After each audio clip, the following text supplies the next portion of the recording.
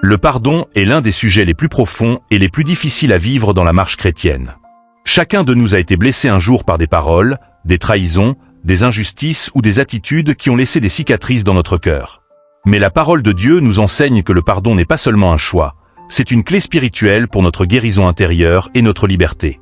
Dans Éphésiens 4, 31-32, l'apôtre Paul exhorte que toute amertume, toute animosité, toute colère, toute clameur, toute calomnie et toute espèce de méchanceté disparaissent du milieu de vous.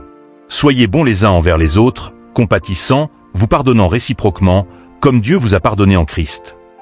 Ce passage nous rappelle une vérité essentielle. Nous pardonnons parce que Dieu nous a pardonné en Jésus-Christ.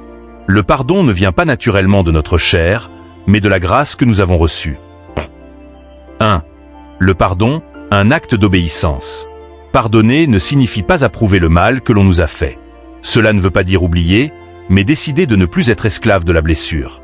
Jésus a enseigné: si vous pardonnez aux hommes leurs offenses, votre Père Céleste vous pardonnera aussi. Matthieu 6h14. Pardonner, c'est donc obéir à Dieu, même quand notre cœur crie le contraire.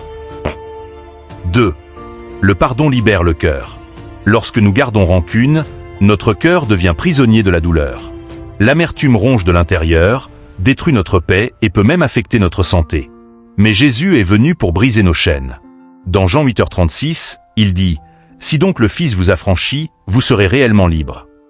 Le pardon est une clé de cette liberté.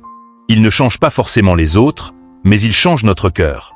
Si ce message a touché ton cœur, n'oublie pas de t'abonner à la chaîne pour grandir chaque jour dans la foi et découvrir d'autres enseignements bibliques qui transformeront ta vie. Amen.